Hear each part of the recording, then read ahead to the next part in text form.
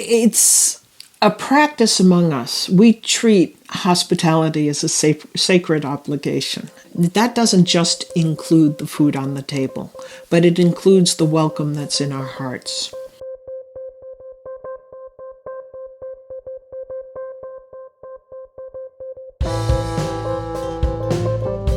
At Midcoast Meeting, I think we, as a group, felt that we had something very special, and it was not something anyone was content to just practice with themselves in this small little group, and so they wanted to find a way to let their light shine. I believe that welcoming and hospitality and fellowship is the responsibility of everybody in our community. We may have a committee that prepares the food, but we're all responsible for welcoming newcomers.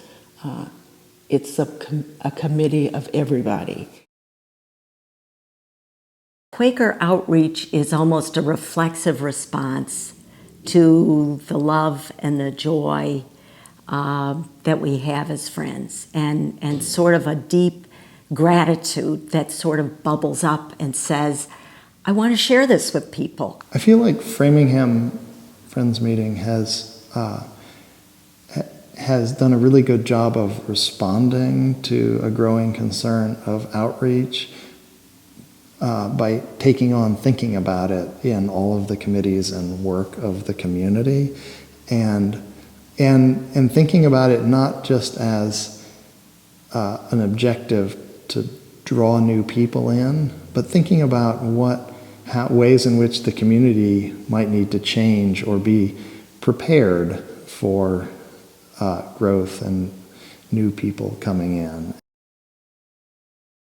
Some of the first things we did was to set up the infrastructure at the meeting to deal with the fact that we were not listed in the yellow pages under religious organization, to open up a lobby room, to have create a rental brochure and start renting some of our space so that people would come into the building, they could see its beautiful space, they could enjoy its literature, and get to know us a little bit as what we are. Wellesley Meeting has done a variety of things that have helped open the doors to newcomers. One is having sort of low threshold social events. We found that some friends who had sort of drifted away for one reason or another use those sort of low voltage social occasions to come back. Well, one thing the meeting does and has done for the past 50 some odd years is that we have an annual book fair, annual book sale.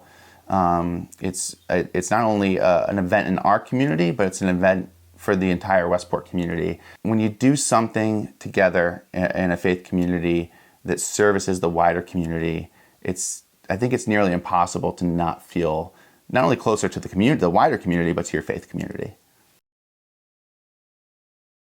We believe that we have something precious to offer the world, hope and healing, and that we cannot keep it to ourselves, that we must bring it forward in our daily lives and practice, in our schools and in our communities, and into the wider world.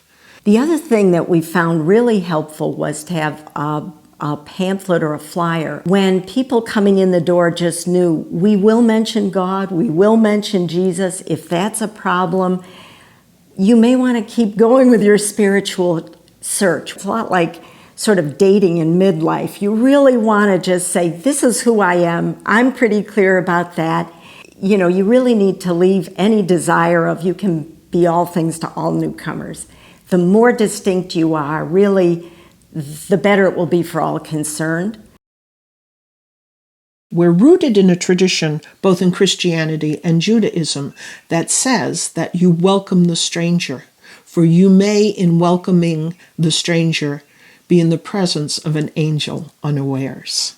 Well, if you come in off the street, there are people that take it upon themselves to go greet newcomers. I think more of us need to do that on a regular basis, but there usually is a group of people who will relate to people. You know, as a new person coming in recently, just a couple of years ago, not really knowing what to expect. I was welcomed so warmly and with such an ease that I immediately felt like I was home, like I was at home. It is important to really watch for the newcomers, but not have a preconceived notion, I'm going to do this is what I do with newcomers, but really respond. Be friendly, be welcoming, but don't be overpowering. And don't walk in and say, oh, would you like to serve on a committee? If I walk through the door, I don't want to serve on a committee. I want to find out what you're about.